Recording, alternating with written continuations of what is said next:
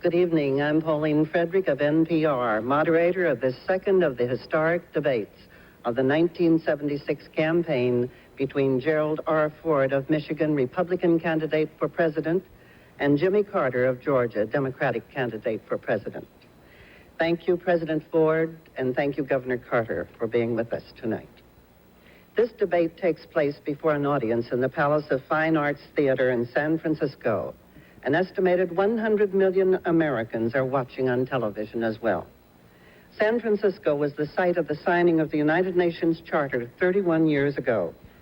Thus, it is an appropriate place to hold this debate, the subject of which is foreign and defense issues. The questioners tonight are Max Frankel, Associate Editor of the New York Times, Henry L. Truitt, Diplomatic Correspondent of the Baltimore Sun, and Richard Valeriani, Diplomatic Correspondent of NBC News. The ground rules tonight are basically the same as they were for the first debate 2 weeks ago. The questions will be alternated between candidates. By the toss of a coin, Governor Carter will take the first question. Each question sequence will be as follows. The question will be asked, and the candidate will have up to 3 minutes to answer. His opponent will have up to 2 minutes to respond. And prior to the response, the questioner may ask a follow-up question to clarify the candidate's answer when necessary, with up to 2 minutes to reply. Each candidate will have 3 minutes for a closing statement at the end. President Ford and Governor Carter do not have notes or prepared remarks with them this evening, but they may take notes during the debate and refer to them. Mr. Frankel, you have the first question for Governor Carter. Governor, since the Democrats last ran our foreign policy, including many of the men who are advising you, the country has been relieved of the Vietnam agony and the military draft. We've started arms control negotiations with the Russians. We've opened relations with China. We've arranged a disengagement in the Middle East. We've regained influence with the Arabs without deserting Israel. Now maybe we've even begun a process of peaceful change in Africa. Now, you've objected in this campaign to the style with which much of this was done, and you've mentioned some other things that you think ought to have been done. But do you really have a quarrel with this Republican record? Would you not have done any of those things? Well, I think this Republican administration has been almost all style and spectacular and not substance. We've got a chance tonight to talk about, first of all, leadership, the character of our country, and a vision of the future. In every one of these instances, the Ford administration has failed. And I hope tonight that I and Mr. Ford will have a chance to discuss the reason for those failures. Our country is not strong anymore. We're not respected anymore. We can only be strong overseas if we're strong at home. And when I become president, we'll not only be strong in those areas, but also in defense. A defense capability second to none. We've lost in our foreign policy the character of the American people. We've ignored or excluded the American people in the Congress from participation in the shaping of our foreign policy. It's been one of secrecy and exclusion. In addition to that, we've had a chance to become now, contrary to our long-standing beliefs and principles, the arms merchant of the whole world. We've tried to buy success from our enemies, and at the same time, we've excluded from the process the normal friendship of our allies. In addition to that, we've become fearful to compete with the Soviet Union on an equal basis. We talk about détente. The Soviet Union knows what they want in détente, and they've been getting it. We have not known what we've wanted, and we've been out-traded in almost every instance. The other point I want to make is about our defense. We've got to be a nation blessed with a defense capability that's efficient, tough, capable, well-organized, narrowly focused, fighting capability. The ability to fight, if necessary, is the best way to avoid the chance for or the requirement to fight. And the last point I want to make is this. Mr. Ford, Mr. Kissinger have continued on with the policies and failures of Richard Nixon. Even the Republican platform has criticized the lack of leadership in Mr. Ford and they've criticized the foreign policy of this administration. This is one instance where I agree with the Republican platform.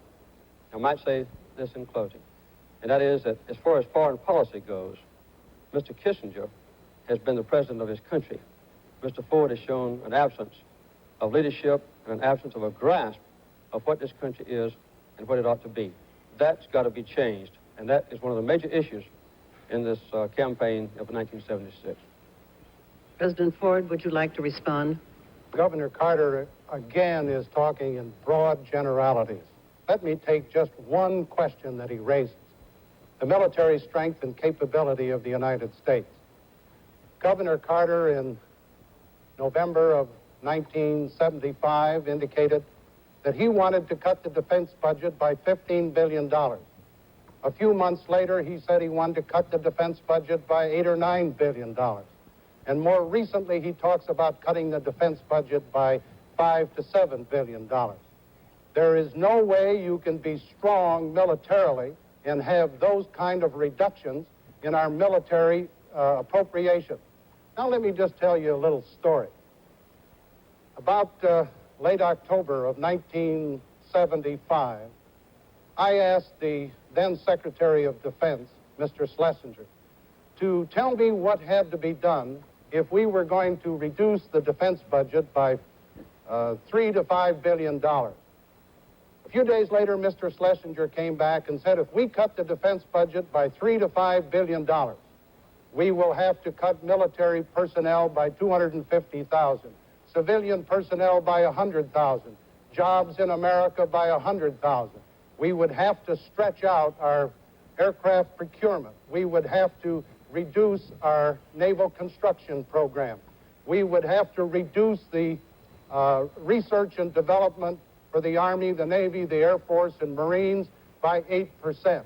We would have to close 20 military bases in the United States immediately. That's the kind of a defense program that Mr. Carter wants. Let me tell you this straight from the shoulder. You don't negotiate with Mr. Brezhnev from weakness, and the kind of a defense program that Mr. Carter wants will mean a weaker defense and a poor negotiating position. Mr. Truitt, a question for President Ford. Mr. President, my question really is the other side of the coin from Mr. Frankel's. For a generation, the United States has had a foreign policy based on containment of communism. Yet we have lost the first war in Vietnam. We lost a shoving match in Angola. Communists threatened to come to power by peaceful means in Italy, and relations generally have cooled with the Soviet Union in the last few months. So let me ask you first, what do you do about such cases as Italy?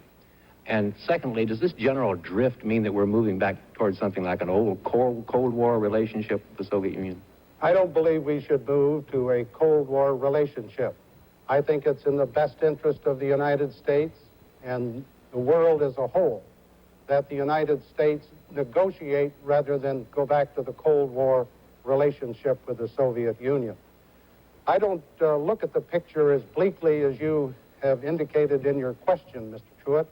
I believe that the United States has had many successes in recent years, in recent months, as far as the communist movement is concerned. We have been successful in Portugal, where a year ago it looked like there was a very great possibility that the communists would take over in Portugal. It didn't happen. We have a democracy in Portugal today. A few months ago, or I should say maybe 2 years ago, the Soviet Union looked like they had continued strength in the Middle East.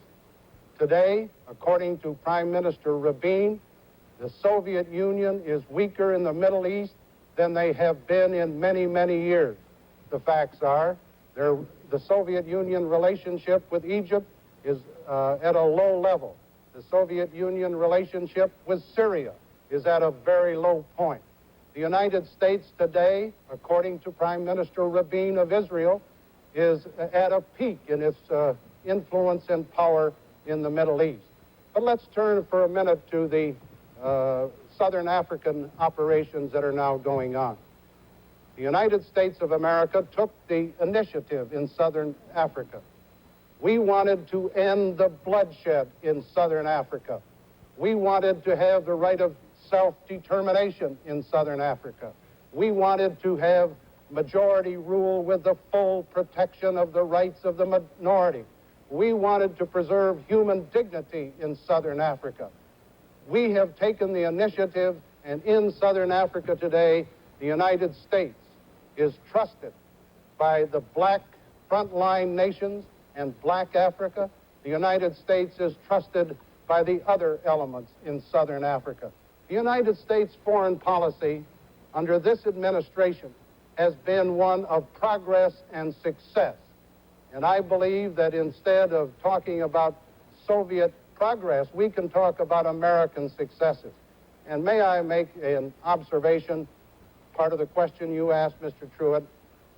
I don't believe that it's in the best interest of the United States and the NATO nations to have a communist government in NATO. Mr. Carter has indicated he would look with sympathy to a communist government in NATO. I think that would destroy the integrity and the strength of NATO, and I am totally opposed to it.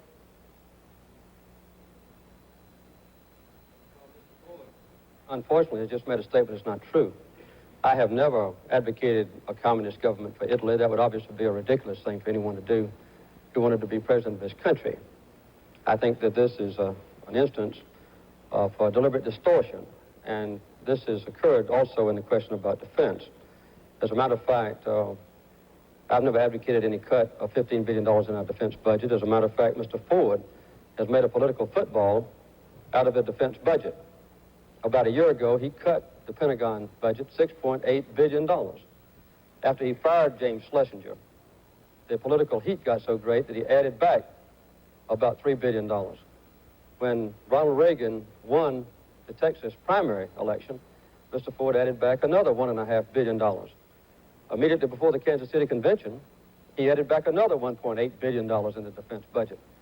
And his own Office of Management and Budget testified that he had a $3 billion cut insurance added to the defense budget under the pressure from the Pentagon. Obviously, this is another indication of trying to use the defense budget for political purposes, which he's trying to do tonight. Now, we went into South Africa late, after Great Britain, Rhodesia, the black nations had been trying to solve this problem for many, many years. We didn't go in until right before the election, similar to what was taking place in 1972, when Mr. Kissinger announced peace is at hand just before the election of that time. And we have weakened our position in NATO because the other countries in Europe supported the democratic forces in Portugal long before we did. We stuck to the Portugal dictatorships much longer than other democracies did in this world. Mr. Valeriani, a question for Governor Carter. Governor Carter, much of what the United States does abroad is done in the name of the national interest. What is your concept of the national interest? What should the role of the United States in the world be? And in that connection, considering your limited experience in foreign affairs and the fact that you take some pride in being a Washington outsider, don't you think it would be appropriate for you to tell the American voters before the election the people that you would like to have in key positions, such as Secretary of State, Secretary of Defense, National Security Affairs Advisor at the White House? Well, I'm not going to name my cabinet before I get elected. I've got a little ways to go before I start doing that. But I have an adequate background, I believe. I am a graduate of the U.S. Naval Academy, the first military graduate since Eisenhower. I've served as governor of Georgia and have traveled extensively in foreign countries in South America, Central America, Europe, the Middle East, and in Japan. I've traveled the last 21 months among the people of this country. I've talked to them and I've listened.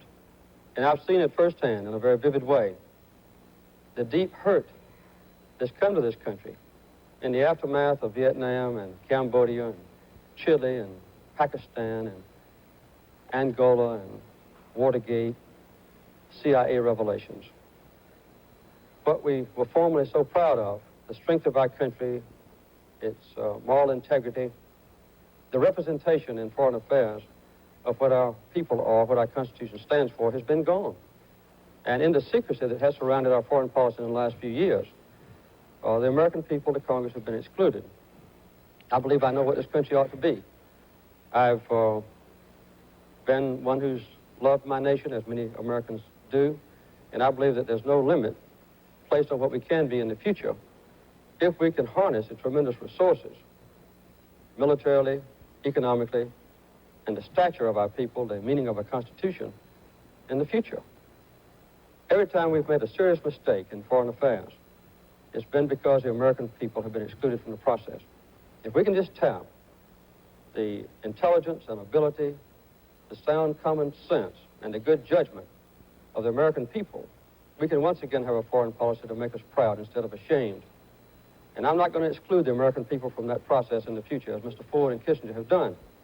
This is what it takes to have a sound foreign policy.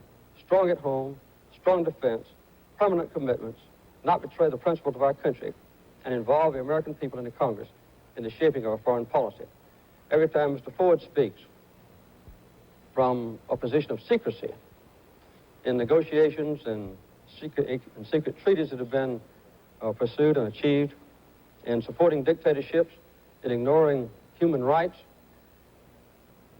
we are weak, and the rest of the world knows it. So these are the ways that we can restore the strength of our country. And they don't require long experience in foreign policy. Nobody has that except a president who served a long time as Secretary of State.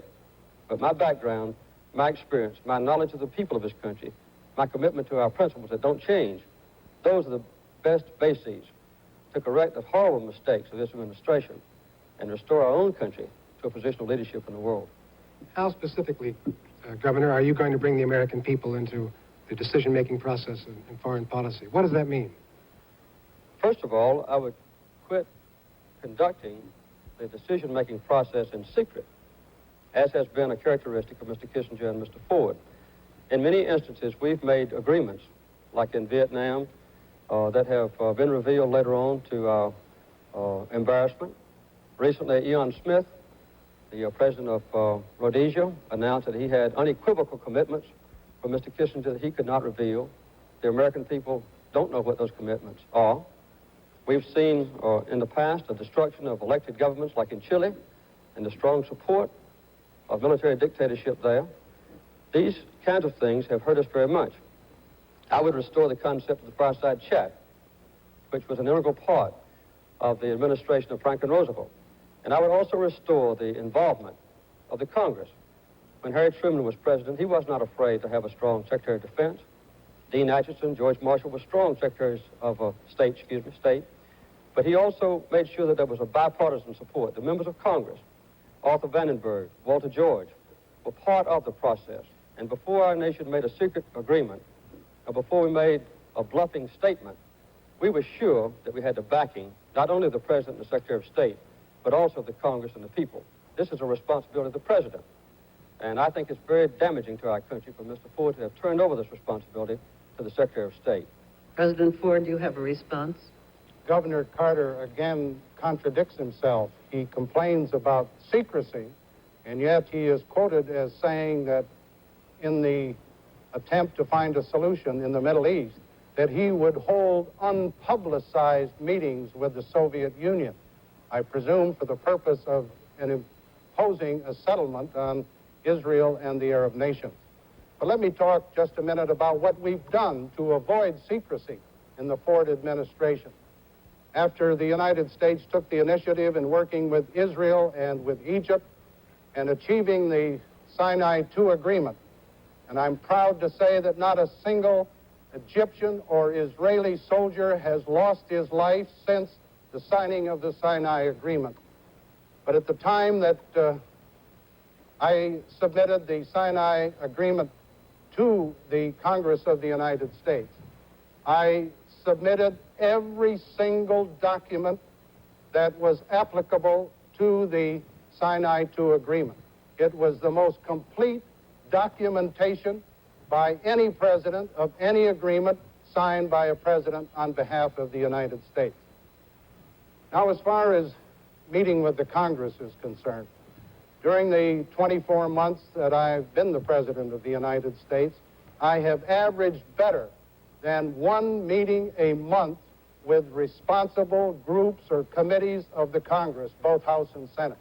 The Secretary of State has appeared in the several years that he's been the Secretary before 80 different committee hearings in the House and in the Senate.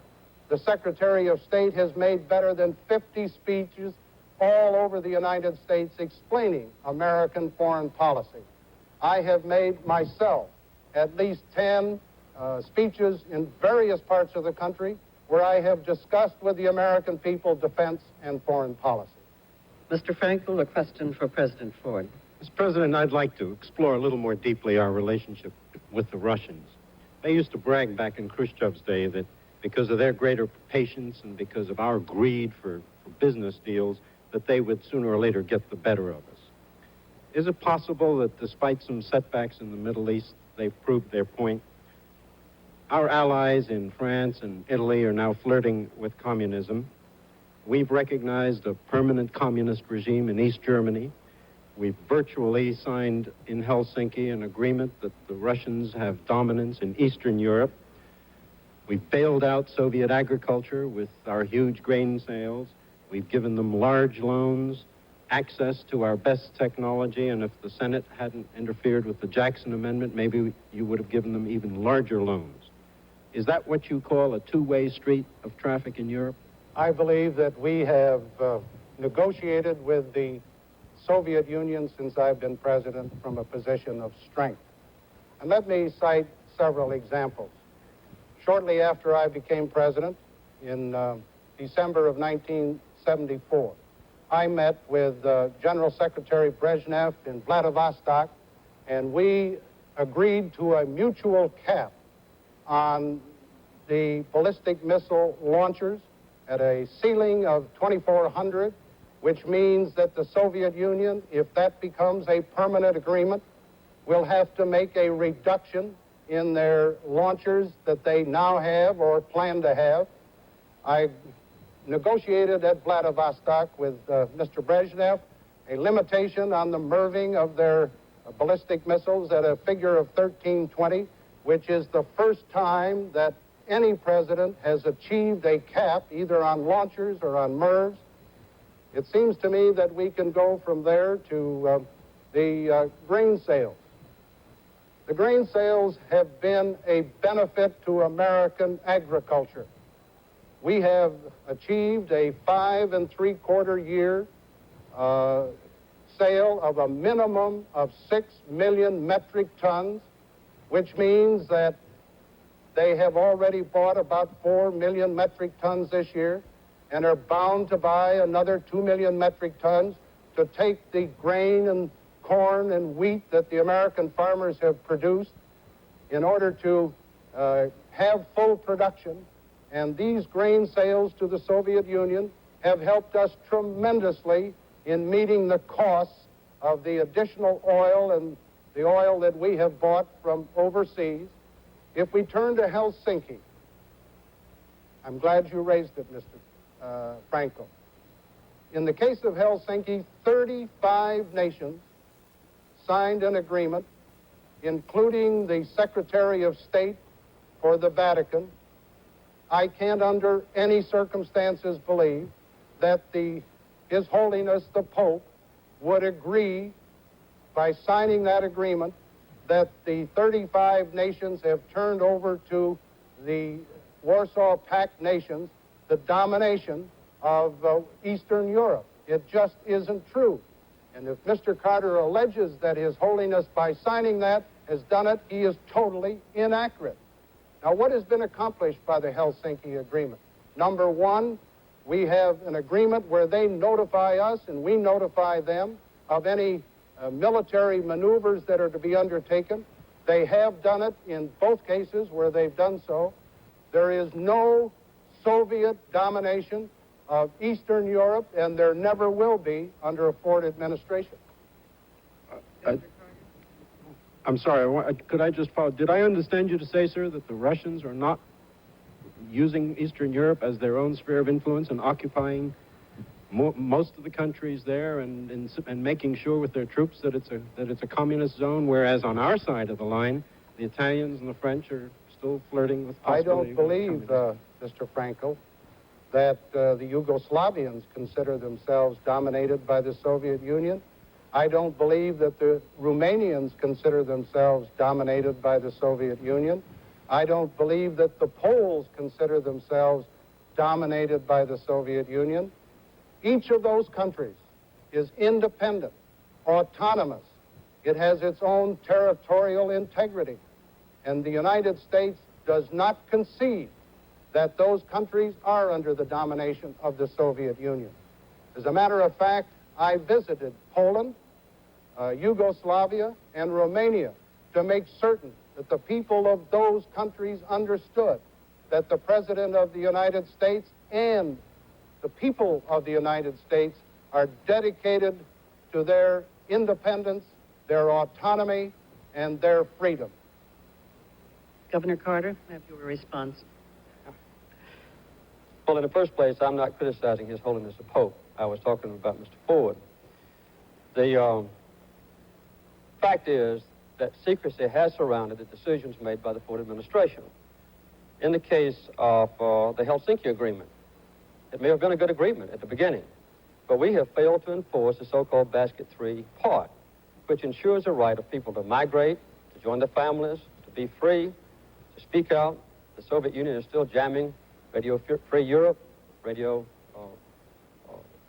Free Europe is being jammed. We've also seen a very serious problem with the so-called Sonnenfeld document, which apparently Mr. Ford has just endorsed, which said that there's an organic linkage between the Eastern European countries and the Soviet Union.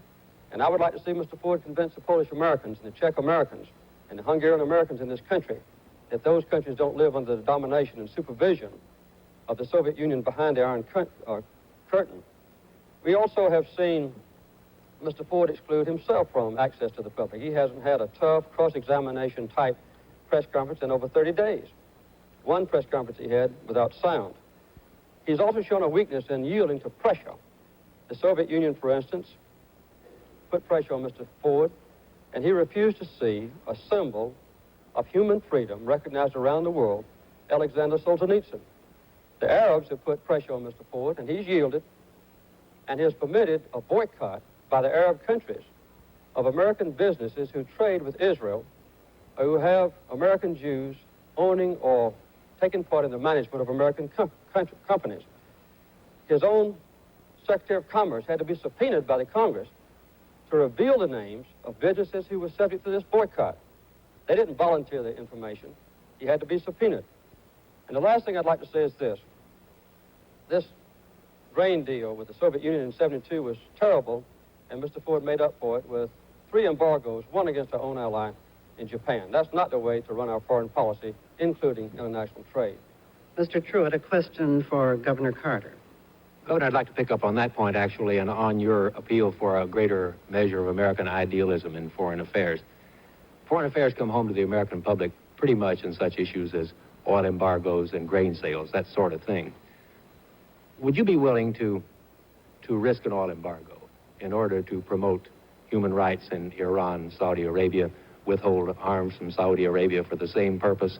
Or I think, matter of fact, you've perhaps answered this final point, but would you withhold grain from the Soviet Union in order to promote civil rights in the Soviet Union? I would never single out food as a trade embargo item. If I ever decided to impose an embargo because of a crisis in international relationships, it would include all shipments of all equipment. For instance, if the Arab countries ever again declare an embargo against our nation on oil, I would consider that not a military but an economic declaration of war. And I would respond instantly and in kind. I would not ship that Arab country anything. No weapons, no spare parts for weapons, no oil drilling rigs, no oil pipe, no nothing. I wouldn't single out just food. Another thing I'd like to say is this. In our international trade, as I said in my opening statement, we have become the arms merchant of the world. When this Republican administration came into office, we were shipping about $1 billion worth of arms overseas. Now, $10 to $12 billion worth of arms overseas to countries that quite often use these weapons to fight each other. The shift in emphasis has been very disturbing to me, speaking about the Middle East.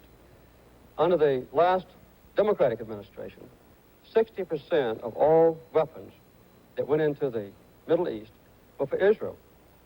Nowadays, 75% were for Israel before. Now, 60% go to the Arab countries.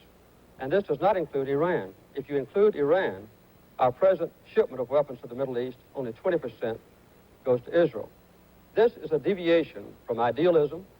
It's a deviation from a commitment to our major ally in the Middle East, which is Israel. It's a yielding to economic pressure on the part of the Arabs on the oil issue.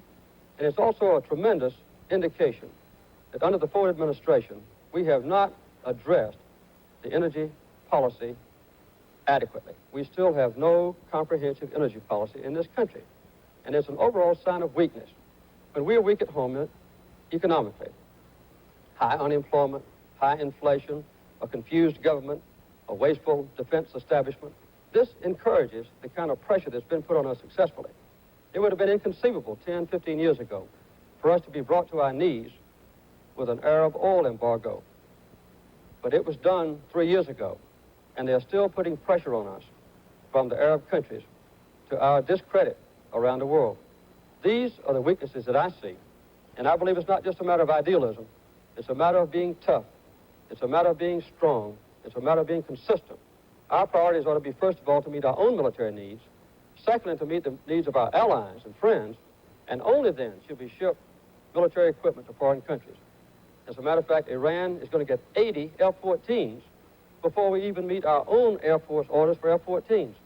And the shipment of Spruance-class destroyers to Iran are much more highly sophisticated than the Spruance-class destroyers that are presently being delivered to our own Navy. This is ridiculous, and it ought to be changed. Governor, let me pursue that if I may. If I understand you correctly, you would, in fact, to use my examples, withhold arms from Iran and Saudi Arabia, even if the risk was an oil embargo and if they should be securing those arms from somewhere else. And then if the embargo came, then you would respond in kind. Do I have it correctly? If Iran is not an Arab country, as you know, but it is a Muslim country. But if Saudi Arabia should declare an oil embargo against us, then I would consider that an economic declaration of war. And I would make sure that the Saudis understood this ahead of time, so there would be no doubt in their mind. I think under those circumstances, they would refrain from pushing us to our knees, as they did in 1973 with their previous oil embargo. President Ford?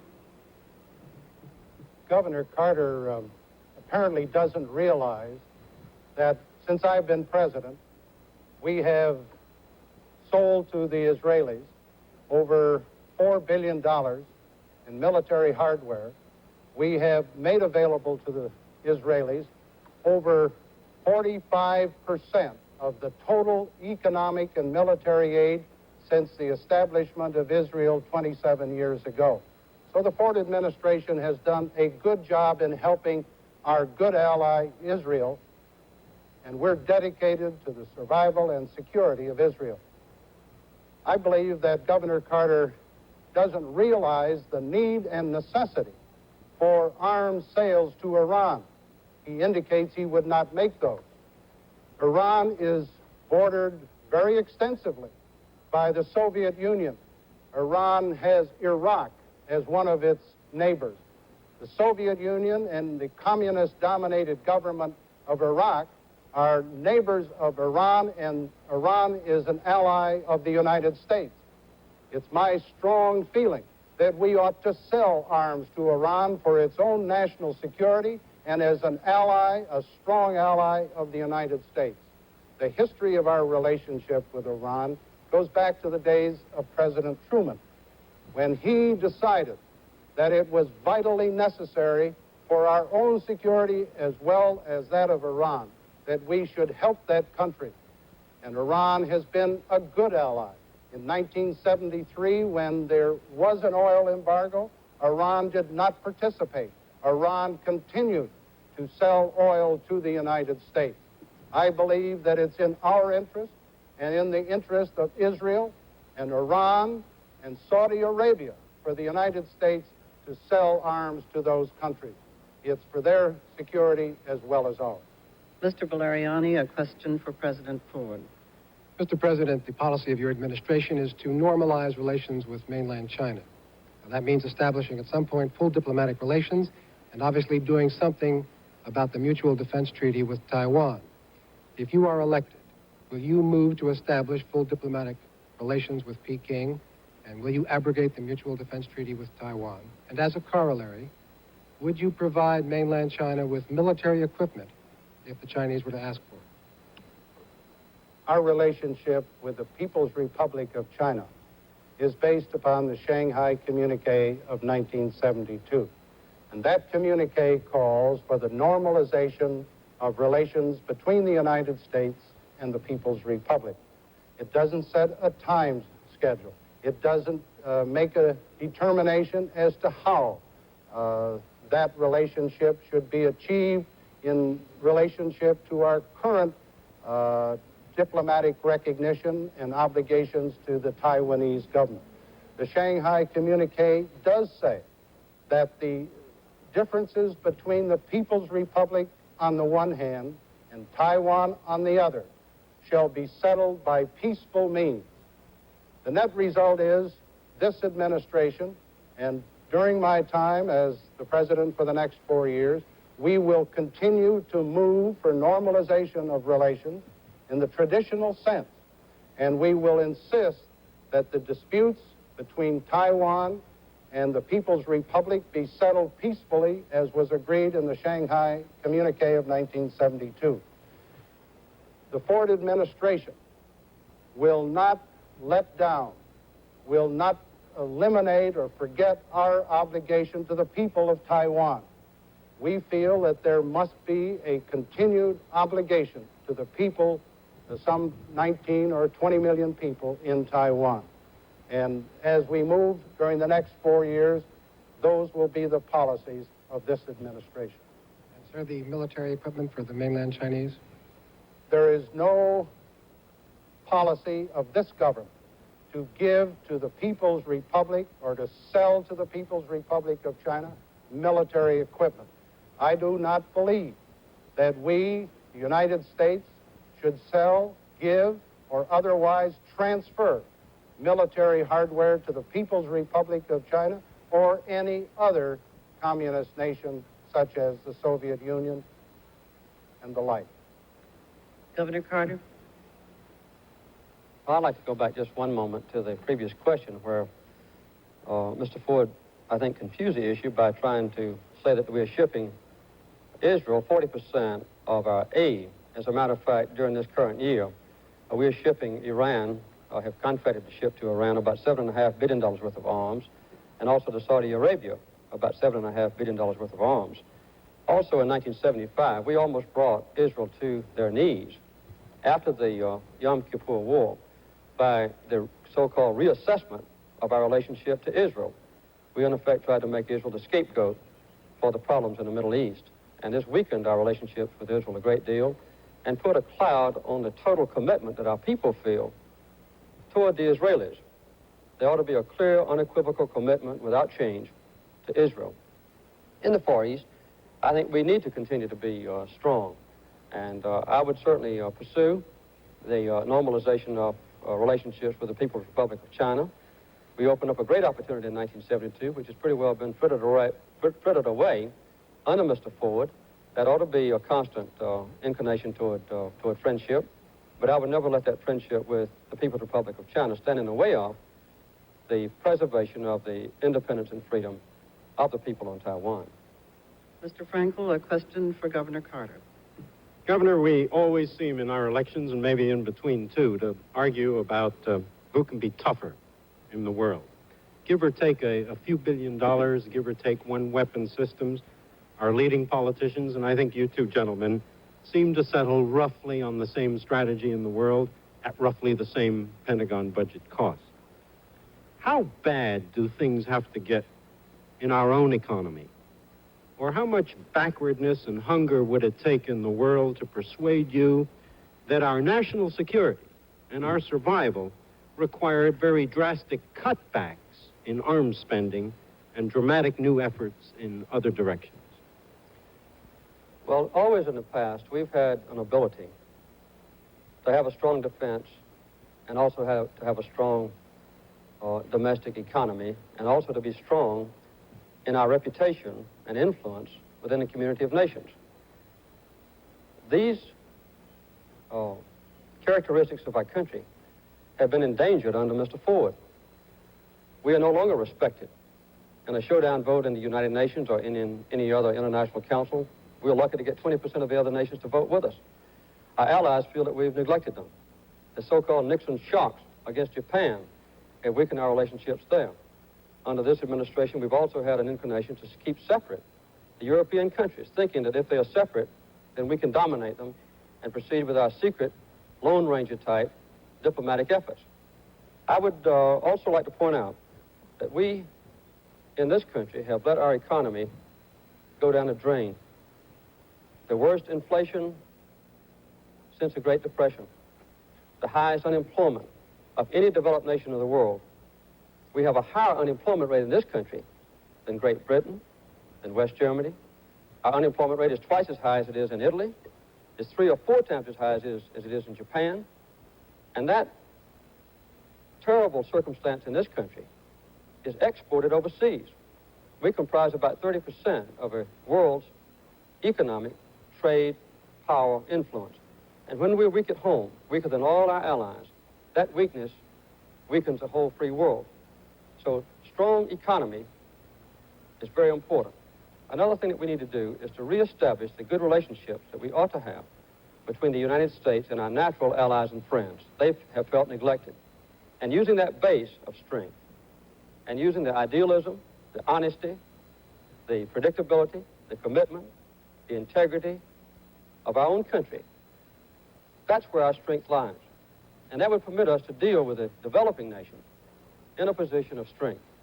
Under this administration, we've had a continuation of the so-called balance of power politics, where everything is looked on as a struggle between us on the one side, the Soviet Union on the other. Our allies, the smaller countries, get trampled in the rush. What we need is to try to seek individualized bilateral relationships with countries, regardless of their size, and to establish world order politics, which means that we want to preserve peace through strength. We also want to revert back to the stature and the respect that our country had in previous administrations. Now, I can't say when this can come, but I can guarantee you it will not come if Gerald Ford is reelected and this present policy is continued. It will come if I'm elected. If I hear you right, sir, you're saying guns and butter both, but President Johnson also had trouble keeping up both Vietnam and his domestic programs. I was really asking, when do the needs of the cities and our own needs and those of other backwritten and even more needy countries and societies around the world take precedence over some of our military spending? Ever? Well, let me say very quickly that under President Johnson, in spite of the massive investment in the Vietnam War, he turned over a balanced budget to Mr. Nixon. The unemployment rate was less than 4%. The inflation rate under Kennedy and Johnson was about 2%, 1/3 what it is under this administration. So we did have at that time, with good management, the ability to do both. I don't think anybody can say that Johnson and Kennedy neglected the poor and the destitute people in this country or around the world. But I can say this, the number one responsibility of any president, above all else, is to guarantee the security of our nation, an ability to be free of the threat of attack or blackmail, and to carry out our obligations to our allies and friends, and to carry out a legitimate foreign policy. They must go hand in hand, but the security of this nation has got to come first. President Ford?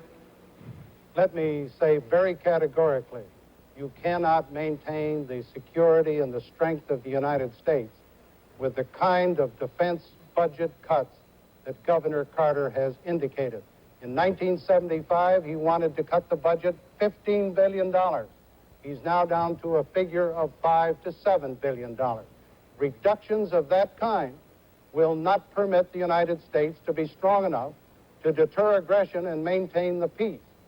Governor Carter apparently doesn't know the facts. As soon as I became president, I initiated meetings with the NATO heads of state and met with them in Brussels to discuss how we could improve the defense relationship in Western Europe.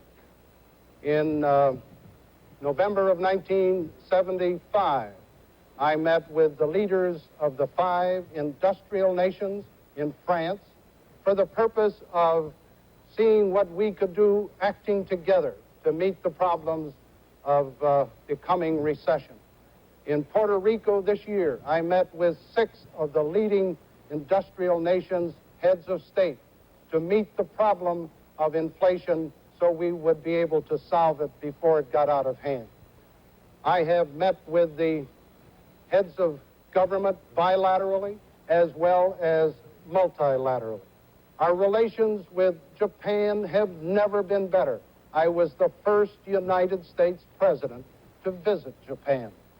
And we had the Emperor of Japan here this past year, and the net result is Japan and the United States are working more closely together now than at any time in the history of our relationship.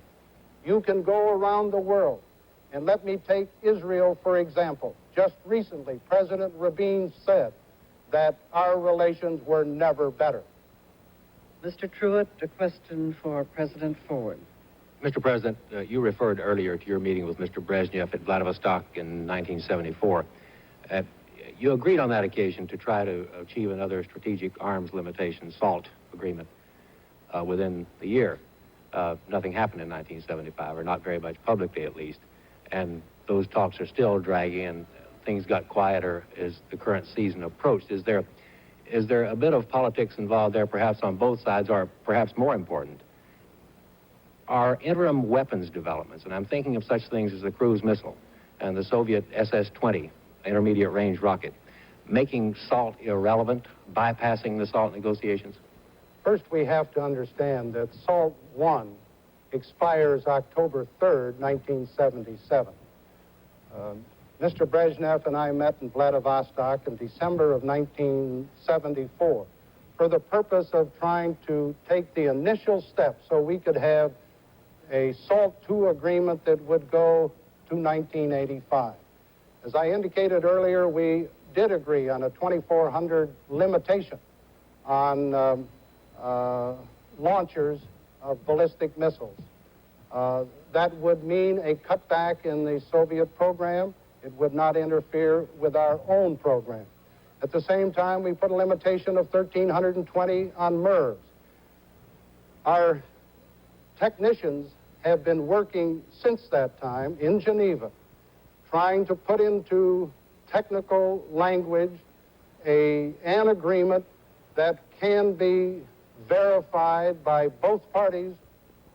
In the meantime, there has developed the problem of the Soviet backfire, their high-performance aircraft, which they say is not a long-range aircraft, in which some of our people say is a intercontinental aircraft. In the interim, there has been the development on our part primarily, the cruise missiles that could be launched from land-based mobile installations, cruise missiles that could be launched from high-performance aircraft like the B-52s or the B-1s, which I hope we proceed with, cruise missiles which could be launched from either surface or submarine naval vessels.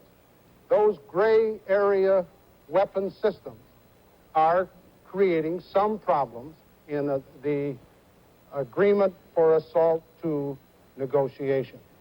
But I can say that I am dedicated to proceeding, and I met just last week with the foreign minister of the Soviet Union, and he indicated to me that the Soviet Union was interested in narrowing the differences and making a realistic and a sound compromise.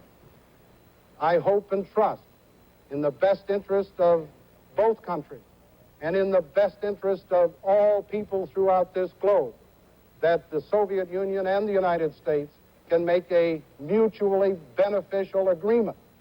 Because if we do not, and SALT I expires on October 3, 1977, you will unleash again an all-out nuclear arms race with the potential of a nuclear holocaust of unbelievable dimensions. So it's the obligation of the President to do just that, and I intend to do so.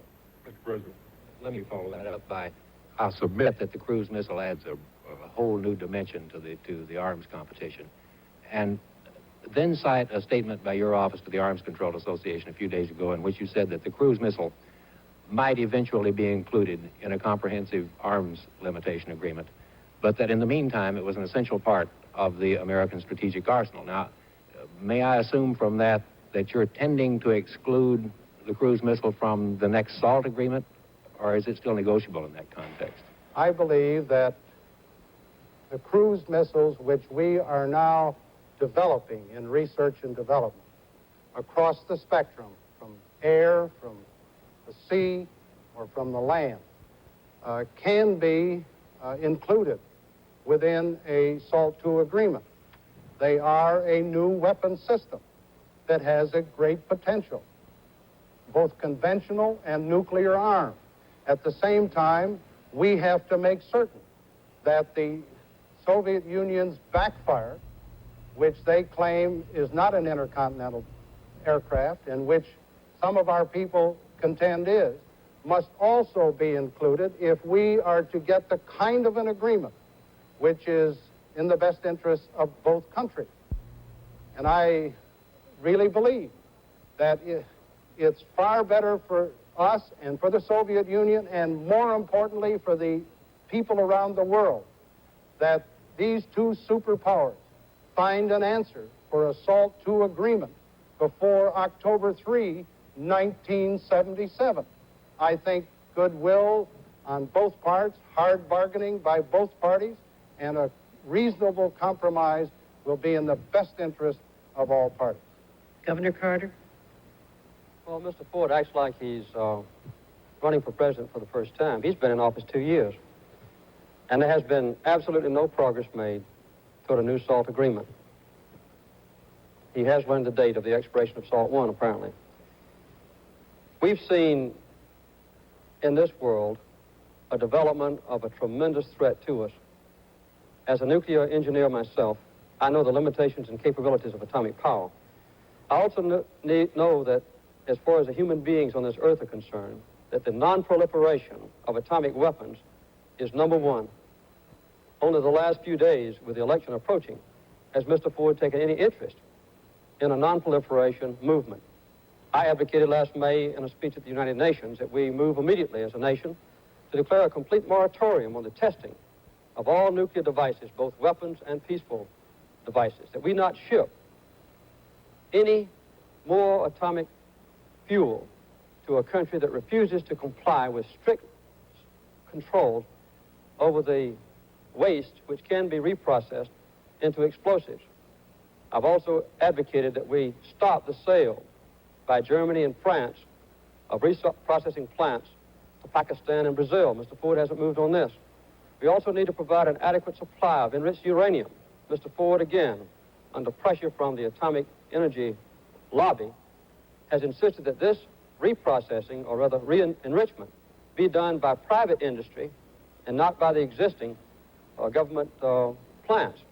This kind of confusion and absence of leadership has let us drift now for 2 years with a constantly increasing threat of atomic weapons throughout the world. We now have 5 nations that have atomic bombs that we know about. If we continue under Mr. Ford's policy, by 1985 or 90, we'll have 20 nations that have the capability of exploding atomic weapons. This has got to be stopped. That is one of the major challenges and major undertakings that I will assume as the next president. Mr. Valeriani, a question for Governor Carter. Governor Carter, earlier tonight you said America is not strong anymore. America is not respected anymore. And I feel I must ask you, do you really believe that the United States is not the strongest country in the world? Do you really believe that the United States is not the most respected country in the world? Or is that just campaign rhetoric? No, it's not just campaign rhetoric. I think that militarily, we are as strong as any nation on earth. I think we've got to stay that way and continue to increase our capabilities to meet any potential threat.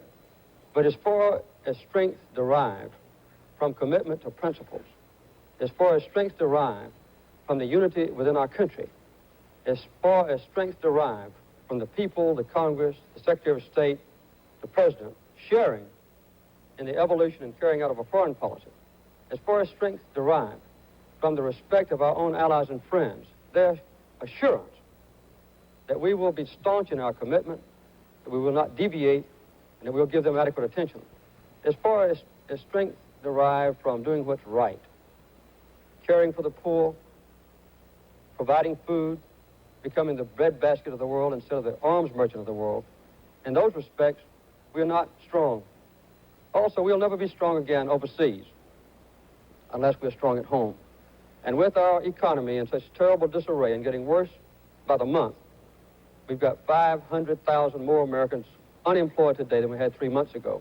We've got 2.5 million more Americans out of work now than we have when Mr. Ford took office.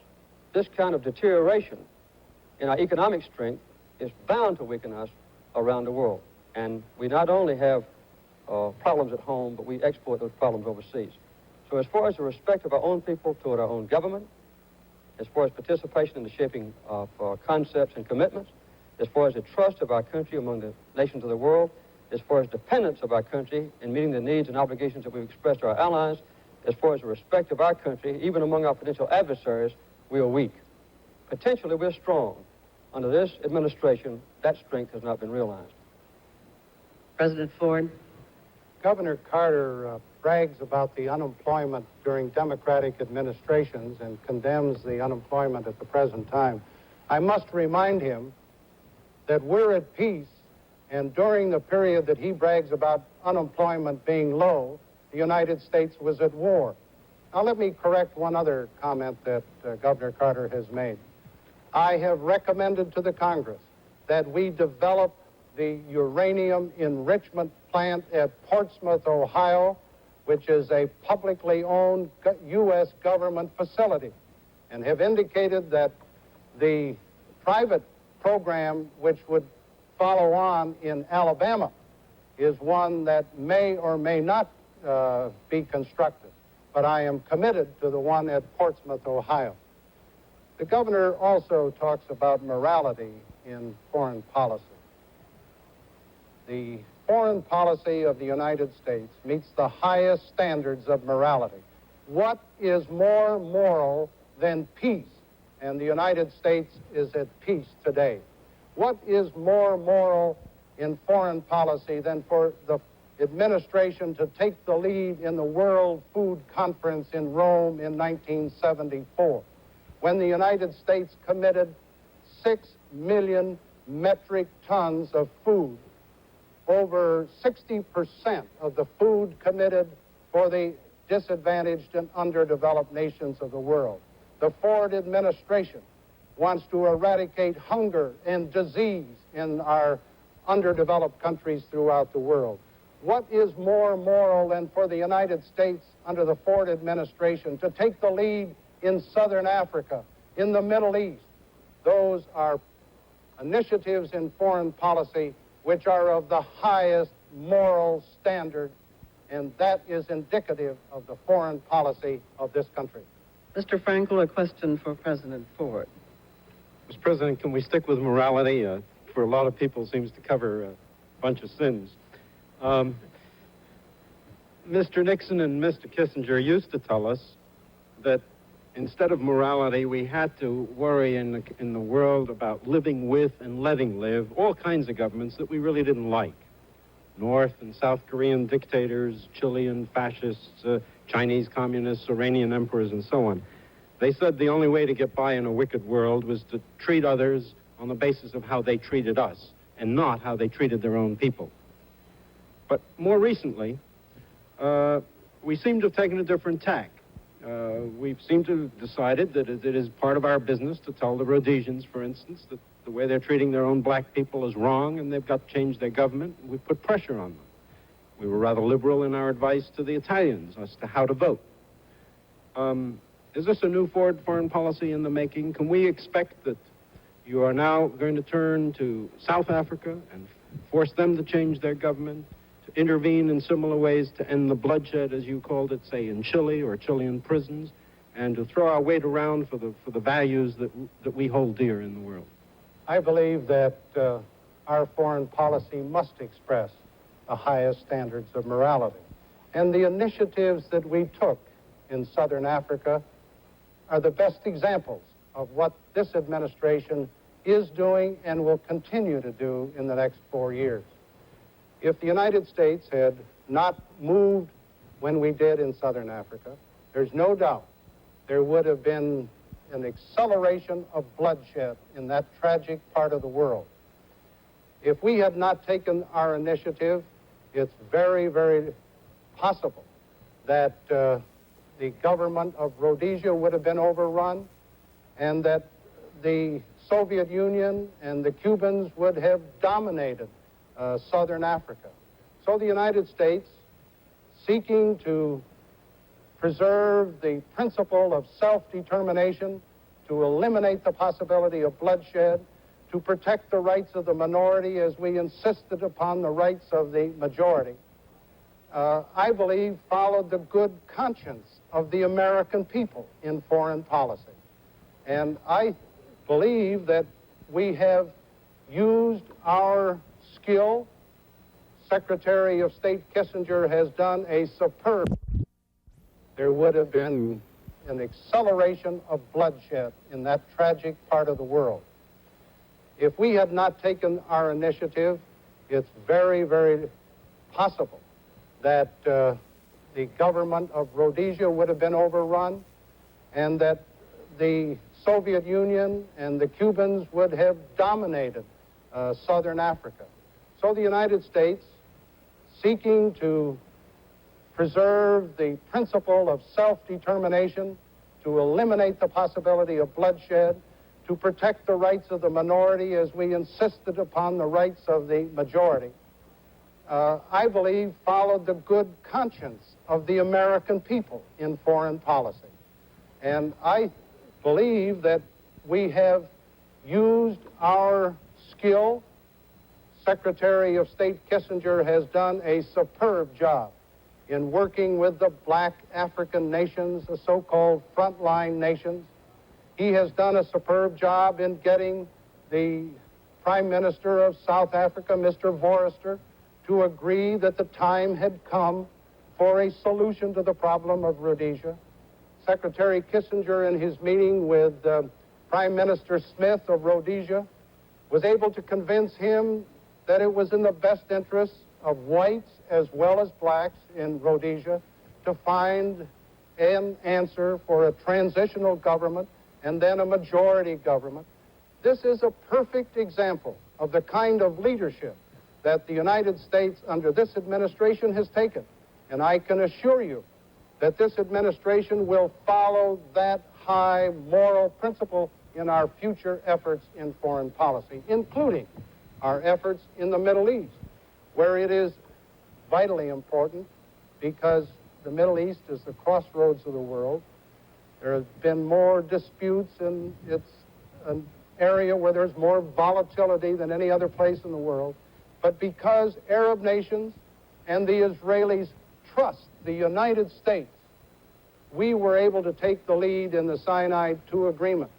And I can assure you that the United States will have the leadership role in moving toward a comprehensive settlement of the Middle Eastern problems, I hope and trust, as soon as possible. And we will do it with the highest moral principle.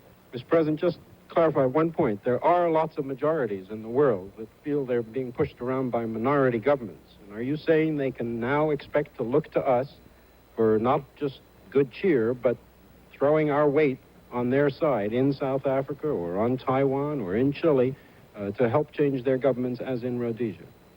I would hope that as we move to one area of the world from another, and the United States must not spread itself too thinly. That was one of the problems that helped to create the circumstances in Vietnam. But as we, as a nation, find that we are asked by the various parties, either one nation against another, or individual within a nation, that the United States will take the leadership and try to resolve the differences. Let me take South Korea as an example. I have personally told President Park that the United States does not condone the kind of repressive measures that he has taken in that country. But I think in all fairness and equity, we have to recognize the problem that South Korea has. On the north, they have North Korea with 500,000 well-trained, well-equipped troops. They are supported by the People's Republic of China. They are supported by the Soviet Union. South Korea faces a very delicate situation. Now, the United States, in this case, this administration, has recommended a year ago, and we have reiterated it again this year, that the United States, South Korea, North Korea, and the People's Republic of China sit down at a conference table to resolve the problems of the Korean Peninsula. This is a leadership role that the United States under this administration is carrying out. And if we do it, and I think the opportunities and the possibilities are getting better, we will have solved many of the internal domestic problems that exist in South Korea at the present time. Governor Carter? I noticed that Mr. Ford didn't comment on the prisons in Chile. This is a typical example, maybe of many others, where this administration overthrew an elected government and helped to establish a military dictatorship. This has not been an ancient history story. Last year, under Mr. Ford, of all the food for peace that went to South America, 85% went to the military dictatorship in Chile. Another point I want to make is this. He says we have to move from one area of the world to another. That's one of the problems with this administration's so-called shuttle diplomacy. While the Secretary of State's in one country, there are almost 150 others that are wondering what we're going to do next.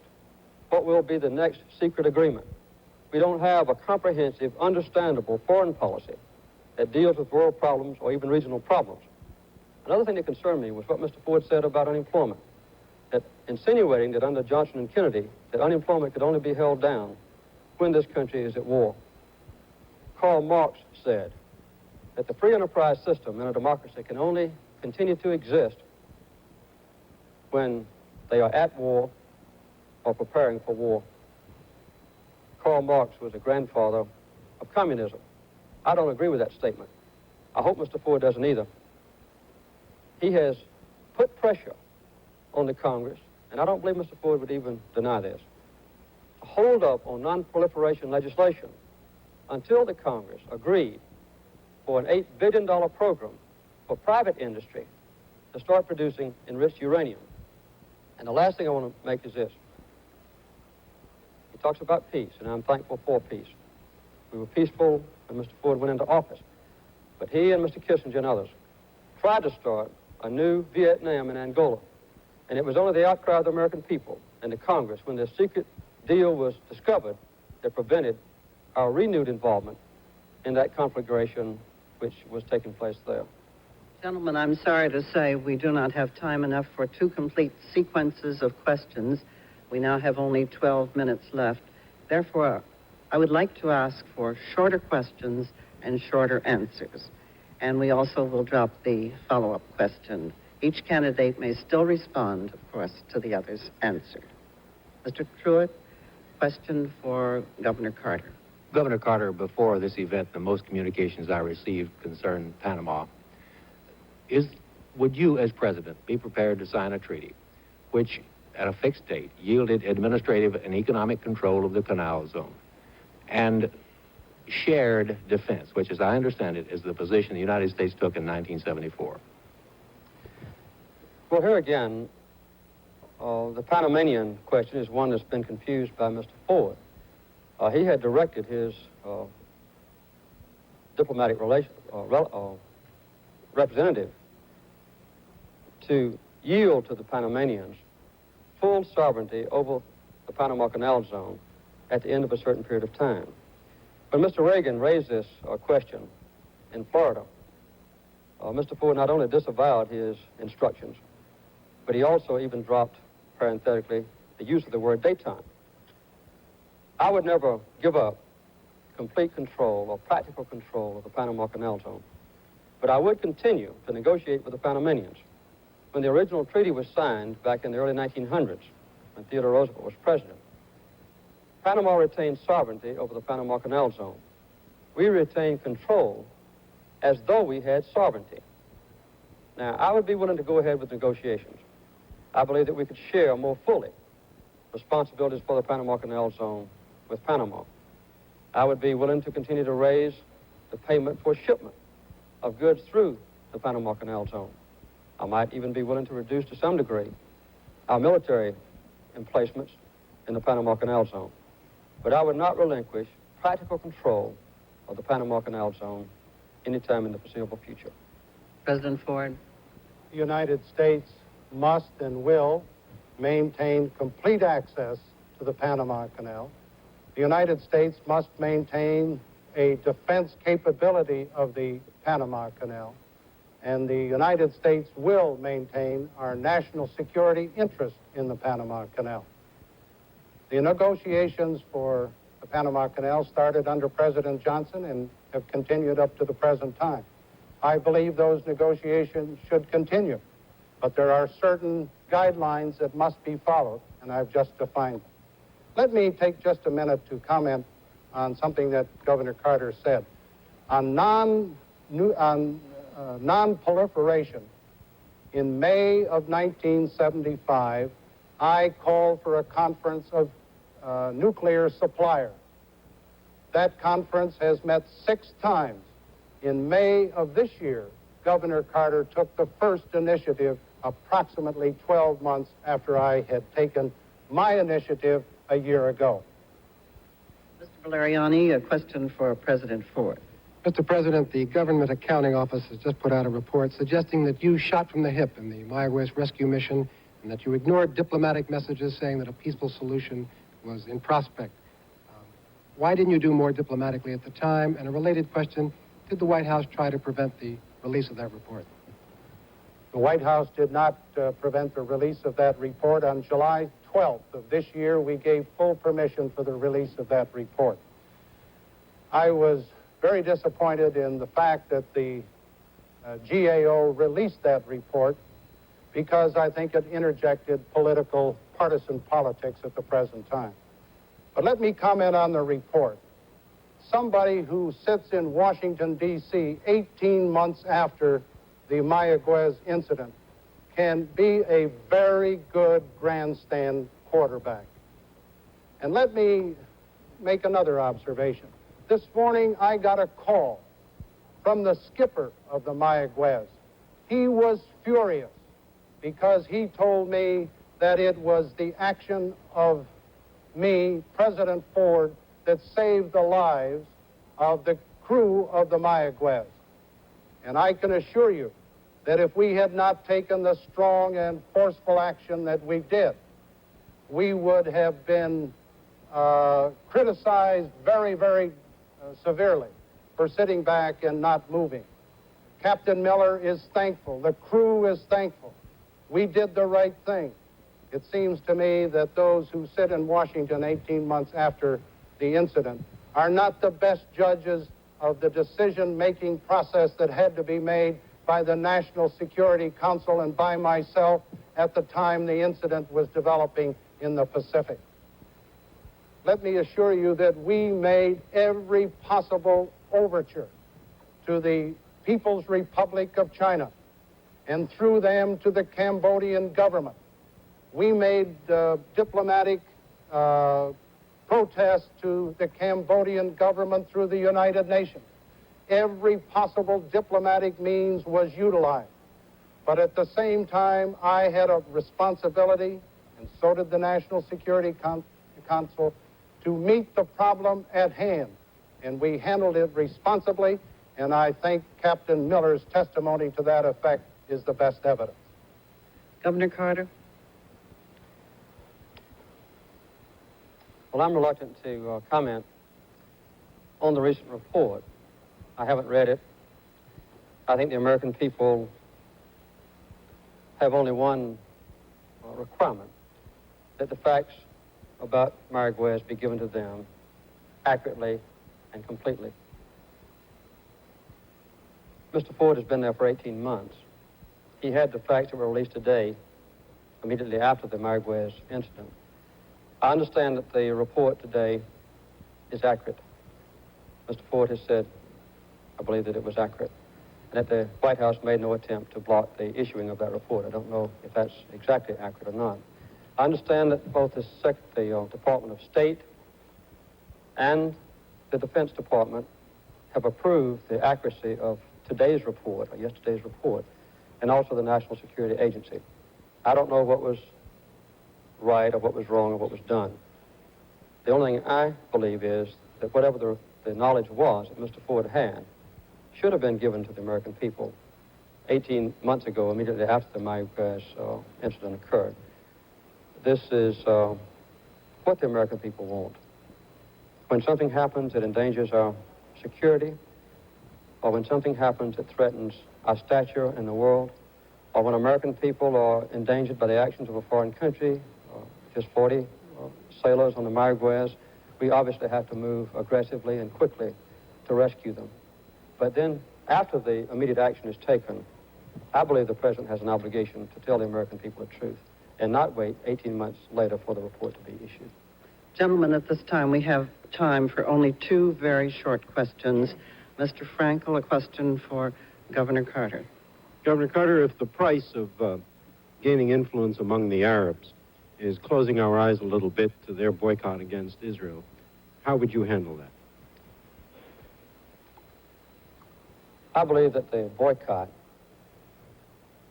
of American businesses by the Arab countries, because those businesses trade with Israel, or because they have American Jews who are owners or directors in the company, is an absolute disgrace.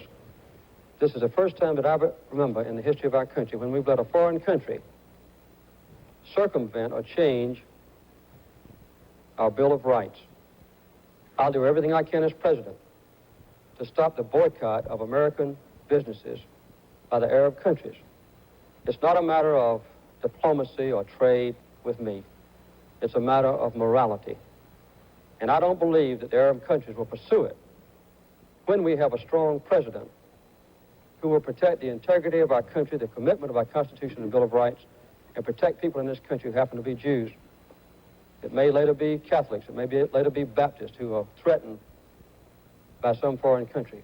But we ought to stand staunch, and I think it's a disgrace that so far Mr. Ford's administration has blocked the passage of legislation that would have revealed by law every instance of the boycott, and it would have prevented the boycott from continuing.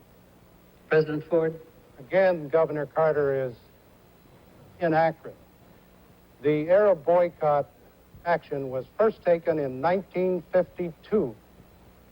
And in November of 1975, I was the first president to order the executive branch to take action, affirmative action, through the Department of Commerce and other cabinet departments to make certain that no American businessman or business organization should discriminate against Jews because of an Arab boycott.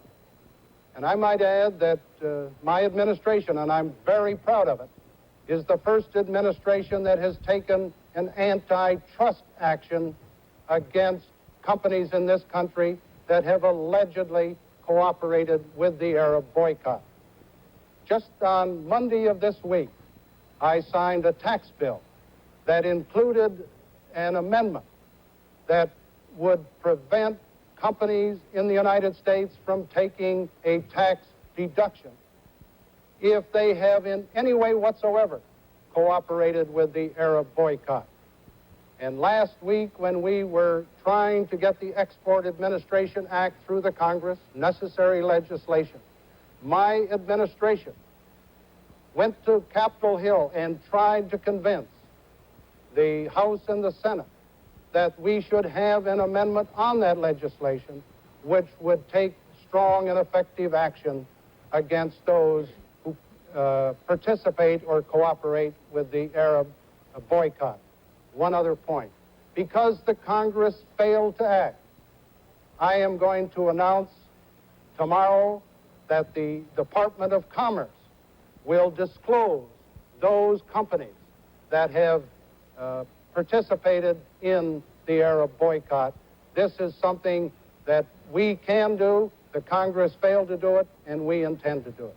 Mr. Truitt, a very brief question for President Ford. Mr. President, if you get the accounting of missing in action you want from North Vietnam, or from Vietnam, I'm sorry, now, would you then be prepared to reopen negotiations for restoration of relations with that country?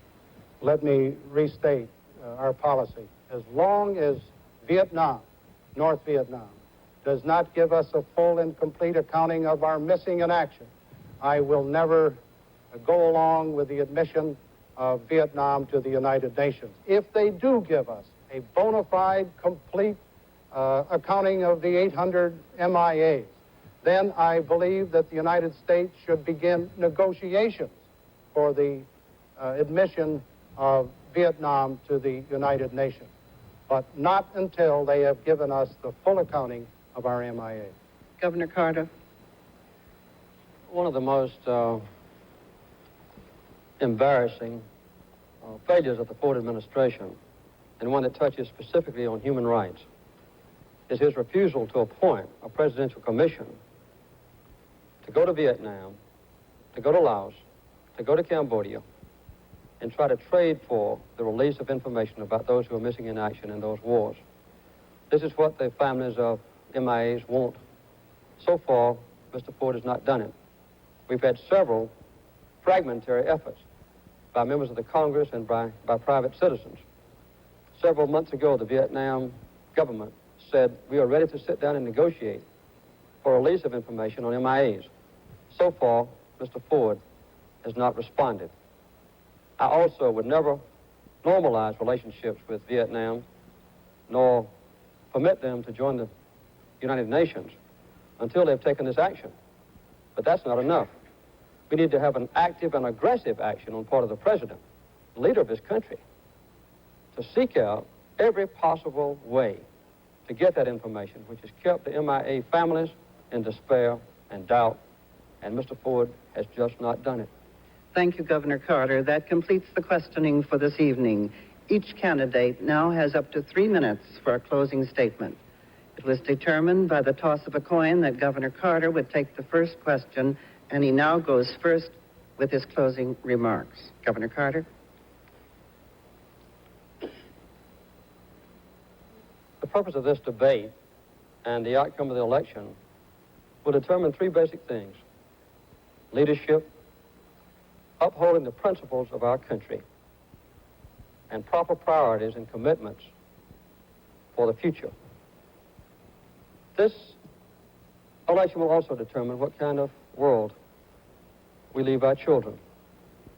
Will it be a nightmare world threatened with the proliferation of atomic bombs, not just in 5 major countries, but dozens of smaller countries that have been permitted to develop atomic weapons because of a failure of our top leadership to stop proliferation? Will we have a world of hunger and hatred? And will we be living in an armed camp, stripped of our friendship and allies, hiding behind a tight defense that's been drawn in around us because we are fearful of the outside world? Will we have a government of secrecy that excludes the American people from participation in making basic decisions and therefore covers up mistakes and makes it possible for our government, to depart from the principles of our Constitution and Bill of Rights? Or will we have a world of peace with the threat of atomic weapons eliminated, with full trade, with our people at work, inflation control, openness in government, our people proud once again, Congress, citizens, President, Secretary of State, working in harmony and unity toward a common future? A world where people have enough to eat, and a world where we care about those who don't. Can we become a breadbasket of the world instead of the arms merchant of the world? I believe we can, and we ought to. Now, we've been hurt in recent years in this country. In the aftermath of Vietnam, Cambodia, Chile, Pakistan, Angola, Watergate, CIA, we've been hurt. Our people feel that we've lost something precious, That's not necessary. I want to see our nation return to a posture and an image and a standard to make us proud once again. I remember the world of NATO and the world of Point 4 and the world of the Marshall Plan and the world of the Peace Corps. Why can't we have that once again? We ought to be a beacon for nations who search for peace and who search for freedom, who search for individual liberty, who search for basic human rights. We haven't been lately. We can be once again. We'll never have that world leadership until we are strong at home, and we can have that strength if we return to the basic principles. It ought not to be a strength of bombast and threats. It ought to be a quiet strength based on the integrity of our people, the vision of the Constitution, and an innate, strong will and purpose that God's given us in the greatest nation on earth, the United President States. Ford. As we have seen tonight, foreign policy and defense policy are difficult and complex issues. We can debate methods. We can debate one decision or another. But there are two things which cannot be debated: experience and results. In the last 2 years, I have made policy decisions involving long-range difficulties and policies, and made day-to-day judgments, not only as President of the United States, but as the leader of the free world. What is the result of that leadership? America is strong. America is free. America is respected. Not a single young American today is fighting or dying on any foreign battlefield. America is at peace with freedom. Thank you and good night. Thank you, President Ford. Thank you, Governor Carter. I also want to thank our questioners and the audience here this evening. The third and final debate between President Ford and Governor Carter will take place on October the 22nd at 9:30 p.m. Eastern Daylight Time on the campus of the College of William and Mary in Williamsburg, Virginia. The subject matter will cover all issues. These debates are sponsored by the League of Women Voters Education Fund to help voters become better informed on the issues and to generate greater voter turnout in the November election. Now, from the Palace of Fine Arts Theater in San Francisco, good night.